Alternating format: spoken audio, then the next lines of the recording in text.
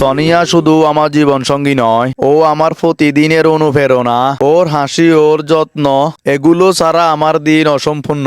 আর এরকম সেবা না পেলে হয়তো আমার জীবন থেমে যেত।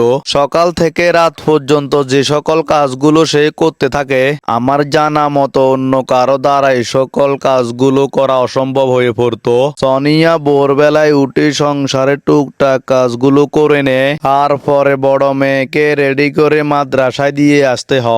মাদ্রাসা থেকে এসে দেখে ছোট মেয়ে বিছনাতে সবকিছু ফিটফাট করে রাখলো, ওগুলা পর্যন্ত সামাল দিতে হয়। আর পরে তার সব থেকে বড় কাজ হচ্ছে আমাকে নিয়ে। আমি ঘুম থেকে উঠলে আগে আমার গাড়িটা রেডি করতে হয়। একজনের সেবা তো ওই গাড়ির মধ্যে করতে হয়। গাড়িটা রেডি করার পর আমাকে কোলে নিয়ে এনে গাড়িতে বসিয়ে দিতে হয়। আর পর সোনিয়ার একটা যুদ্ধ শুরু হয়ে যায়। একজন পুরুষ সফলতা অর্জন করতে হলে কঠিন পরিশ্রম আর যুদ্ধ করে তাকে সফলতা অর্জন করতে হয়। ঠিক সেম ভাবে সোনিয়ার জীবনটা এমন। হয়তো অনেকে বলবেন সোনিয়ার সাথে কঠিন যুদ্ধ, পরিশ্রম, সফলতা এগুলোর কিসের সম্পর্ক? আপনারা হয়তো সবাই জানেন সোনিয়া আমার পরিবারের জন্য যে সকল কাজগুলো করে যাচ্ছে, কঠিন পরিশ্রম আর যুদ্ধ থেকে কম না।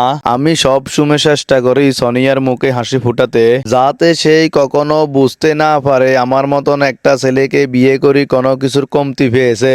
আমার সব কাজগুলো করার পর হঠাৎ সোনিয়া আমাকে বলতেছে, ইদানিং আমি দেখতেছি আমার চুল ফুটতেছে, আগের মতন ঘন বা লম্বা হচ্ছে না।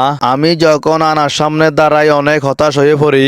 ওর এই কথাগুলো শুনি আমি অনেক চিন্তায় পড়ে গেলাম। ঠিক করলাম ওর জন্য একটা কিছু করতে হবে। অনেক খোঁজাখুঁজির পর আমি হেয়ার কেয়ার উইথ সায়রা পেজে এসে দেখি কত মানুষ এই কম্বোটা পেয়ে অনেক ফলাফল পেয়েছে। এতগুলো রিভিউ দেখে চিন্তা করলাম এটাই সোনিয়ার জন্য ঠিক হবে। আমি ওর জন্য অর্ডার করে নিয়ে আসলাম। ইনশাআল্লাহ আশা করি ভালো একটা রেজাল্ট পাবো।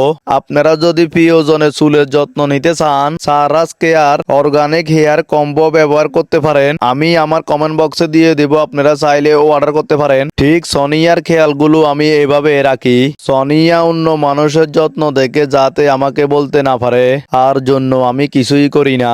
আমার কাছে টাকা থাক বা না থাক, আমি কখনো আমার কষ্টটা তাদেরকে বুঝতে দিই না। আমি সব সময় চাই তাদের মুখে হাসি থাকুক। তাদের ইচ্ছা ও আকাঙ্ক্ষাগুলো আমার কাছে এক একটি চ্যালেঞ্জ হয়ে দাঁড়ায়। একটা পুরুষের কাছে চ্যালেঞ্জ মানে সেটা যেভাবে হোক পূরণ করতে হবে। আর একটা কথা বলি, আমার ঘরে জিপসানের কাজ কিন্তু শেষের পথে। মেস্তরি ভাইরা সারাদিন কাজ করার পরে ঘরের ডিজাইনের মধ্যে অনেক ময়লা হয়ে যায়, ঘরটাও অনেক অপরিষ্কার হয়ে যায়। ধুলবালু দিয়ে এক একটা রুম অবস্থা খারাপ হয়ে যায়। মেস্তরি যাবার পর সোনিয়া ঝাঁপিয়ে পড়ে প্রত্যেক দিন তার এই কাজগুলো করার জন্য।